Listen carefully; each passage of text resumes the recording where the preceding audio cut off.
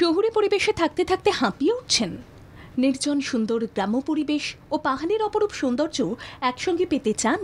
তাহলে আপনি যেতে পারেন তামাংগাঁও। তামাংয়ের সৌন্দর্য নির্জনতা ভাষায় প্রকাশ করা যায় না। এটি পূর্ব হিমালয়ের কোলে অবস্থিত যেন একটা লুকোনো রত্ন।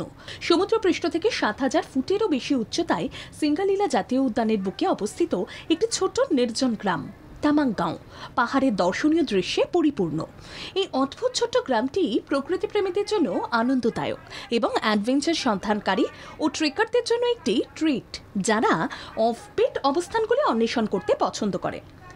এটি সান্দাকফু যাওয়ার ট্রেকিং রুটের জন্য সুপরিচিত। তামাংগাঁও নাম অনুসারে তামাং উপজাতির আবাসস্থল।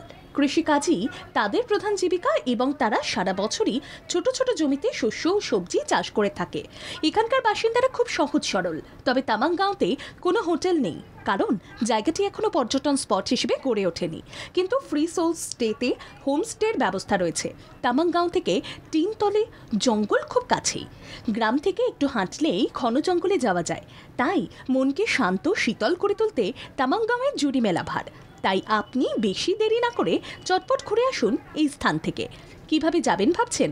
এখানে যেতে গেলে প্রথমে আপনাকে যেতে হবে নিউ জলপাইগুড়ি স্টেশনে।